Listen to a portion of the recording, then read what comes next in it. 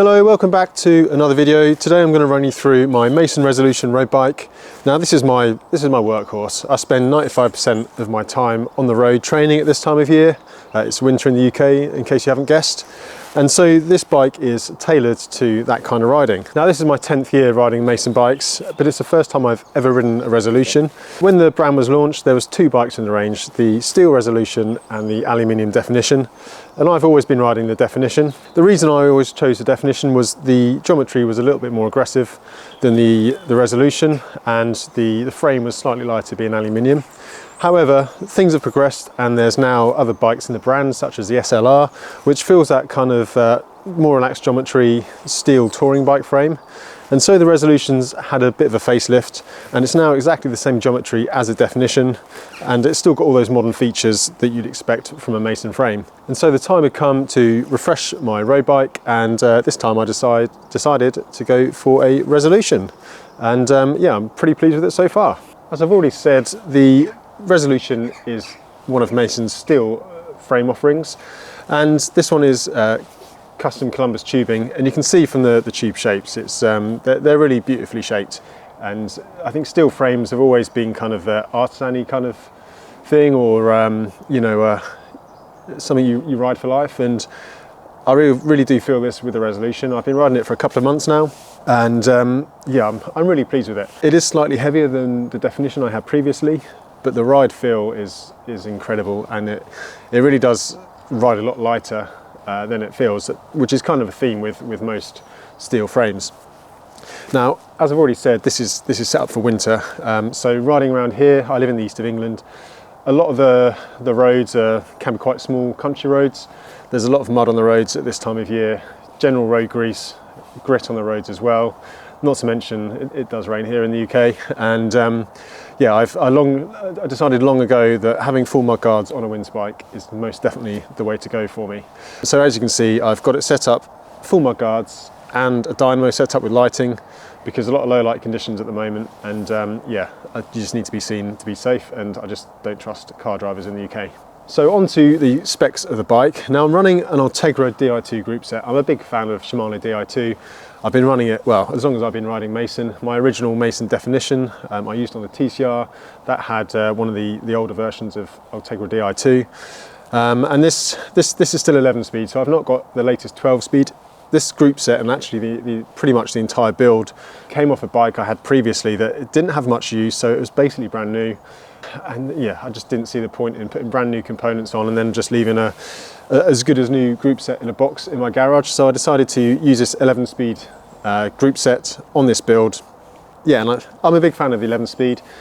Chains and spare parts are a little bit cheaper, which when you're putting as many miles on as I am in bad conditions, that is a factor to consider, because I do have to buy chains and cassettes. So, you know, 12 speed is that little bit more expensive. And yeah, I just find the performance, you know, really good, and I think it looks pretty cool as well. So I'm running 52/36 chain set, and then it's 1128 on the back. So fairly traditional gearing in modern terms, at least anyway. Nothing too crazy on the back there, but as I said, it's pretty flat around here. And to be honest, I barely shift out with a big chainring for most of my riding. I've also got a second light. This is the exposure boost, I think it is. Again, I brought that a while back. It seems pretty reliable. Got a nice flash mode on there. And that's just on the Mason Penta seat post, which is standard on all Mason builds. And then I've got an Ergon SR saddle on the top there. I find that pretty comfy. I'm a big fan of Ergon saddles, got them on all my bikes now. And yeah, they work for me. But obviously saddles are a personal choice. So I've already mentioned the dynamo light setup and the dynamo wheel set a couple of times, but I'll go into a bit more detail now. So this is actually, well, it's a semi-custom wheel set. So I'm running a 4-Season Pro rear wheel as standard, and then up front I've got a 4-Season Pro rim laced into the new Son 29S dynamo hub. Now I'm not even sure if these are production yet. It's definitely a sample that I'm testing out over winter. I do quite a lot of product testing for Hunt and stuff, so yeah, just put it in hard miles in British conditions is a good way to see if something's going to wear out. But as you can see from the shape, it's not quite as traditional as the standard Son hub. So normally they have quite a bulbous centre, but this one has just got a wider non-drive size flange where the dynamo components are housed, and that means that the wheel looks sort of much more like a normal wheel, and the bulk of the generator is hidden behind the rotor. So far, so good. No problems with it. It performs pretty well. It powers the lights and the front and the rear light pretty, as you'd expect. So yeah, so far so good. Now that's running my Exposure Revo light. This is a light I've had for a long time. It's probably 10 years old, as long as I've been riding for Mason. And that's linked up to the red eye rear light. And as you can see on the resolution frame, there's internal routing for a rear dynamo, so that just neatens the whole thing up. And then there's internal routing inside the fork as well. So yeah, it makes things a little bit neater.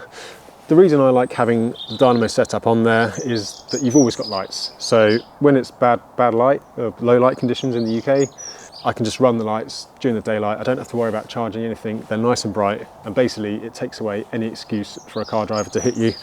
So yeah, be safe and be seen, all of that stuff. Also, a thing that I do like, it's very flat around here, and sometimes when I'm training hard, doing hard intervals, it is actually quite nice to just plug in the lights and give yourself a tiny bit more resistance on the hub. Kind of can kid yourself you're riding up a mountain then. Now you see the shifters, they're mounted on a Ritchie, it's actually an aero bar, I'm not quite sure of the name of it. Like I said, this was on one of the early samples of the titanium frame that Mason make. That ended up going back, but I had this fancy carbon road bar on there. So I just put it on this. It's probably not really, it doesn't really match the, I guess, aesthetic of a winter bike with mudguards, having an aero flat tops on there. However, I find them really comfortable. I like sitting on the tops, on the aero bit. I find it really comfortable on my hands. And also I'm a big fan of having a carbon handlebar on a bike that you're going to be using in the winter. The main reason is I find that the carbon is ever so slightly more insulated than having an aluminium handlebar. And I find it just helps a tiny bit to keep your hands that little bit warmer. So yeah, so I'm full aero on my, my mud-guarded winter bike. The stem, again, was left over from the previous build. That's another Ritchie stem. And yeah, you can see I've got the Wahoo mount on the front there, and my light just under the bars. Now you probably know by now, if you've seen some of my other bike check videos, that I've been upgrading all my bearings with enduro bearings. Now they do a range of, well, there's two types I use, the XD15 ceramic bearings, and then there's the Maxit bearings, and I've got the Maxit bottom bracket on here. So it's a T47 bottom bracket on this frame, so nice and modern. So basically it's kind of oversized and threaded, for those of you who don't know all the different types. And I've picked the Maxit. Now the Maxit is essentially a stainless steel bottom bracket, and whereby, excuse the technical jargon and bearings, and I'll try and put a diagram over the top of this just to sort of highlight my point. Normally with a bearing you have an aluminium cup and then you press in a bearing and then the two sit together. With the Maxit bearings, essentially there's no pressed bottom bracket, so the part you screw into the frame is actually the outer race of the bearing, and then the inner race sort of sits within that in the balls, and basically that allows you to have bigger ball bearings. Now this is, as the name suggests, Maxit, so it's pretty tough. It's designed for mountain biking, high impact, things like that. However, what I've discovered is they're actually really resilient, and on a bike that's going to be used in all conditions, I found them to be excellent. Now I've had one on my my Mason Raw, the mountain bike, and I've done Silk Road on it, I've done a couple of Highland Trails on it, all sorts of conditions, and it's riding incredibly smoothly. So I thought basically I'd try it in the winter bike and see how I get on, and hopefully I don't have any bottom bracket issues whatsoever, and yeah, I never have to change it again. And also the stainless steel looks pretty cool on this frame, so yeah, it's win-win in my opinion. So the pedals I run on the road, they're just the Speedplay pedals. Well, they're known as Wahoo pedals now, but essentially they are the old Speedplay pedals. I've used those for a very long time and I get on really well with them. So yeah, just lots of float and lots of adjustment. Good for getting the position right. So yeah, I've got those on there, and then I've just got a Stages power meter on the non-drive side. Obviously Stages have gone under now, you can't buy them anymore, but this is an old power meter. So yeah, all my training is done by power. So having those numbers is pretty essential to what I do. Now you may have noticed I do have some bags on my bike, and the main reason I have bags is, well, it's common sense really to carry stuff. So I've got the tail fin frame bag. This is the wedge shape. I think it's the largest of the sizes. And the reason I have it on there is just to carry stuff in the winter. Quite often it can be bad or changeable conditions. So I always carry a rain jacket in there. I've got an Albion rain jacket, a spare pair of gloves, and then I could put extra food in if I'm doing a longer ride. It just saves going into jersey pockets and things like that and makes things easier.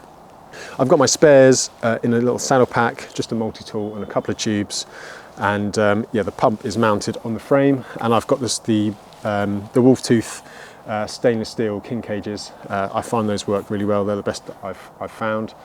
Now, as you can see, I've not washed the bike, but there's kind of some method in the madness. Usually I wouldn't put a dirty bike out for a bike check, but it just does demonstrate how useful the mudguards are. So you can see it's not been the worst conditions, but the roads are quite dirty at the moment, and you can see just the front, no dirt on sort of the top half of the frame, and it just stops a lot of grit spraying back onto the drivetrain. The drivetrain is not perfect, but it is relatively clean, and you can see from the rear mudguard that a lot of the dirt just stays around the wheel rim rather than spraying back onto you as a rider, and also covering the bike. So yeah, it makes it more comfortable when you're riding, and also helps the drivetrain last a little bit longer and just stops your bike wearing out so much. So there we go, that is my Mason Resolution road bike, and yeah, it's been going really well so far. I'm actually really looking forward to taking the mudguards off once summer comes and getting some faster wheels on there and seeing how that performs. So maybe I'll do an update then if you're interested. If there's any questions about it, just put them in the comments and I'll do my best to answer, and check out the Mason website for all the technical specs and everything like that. And thanks for watching, and see you in the next one.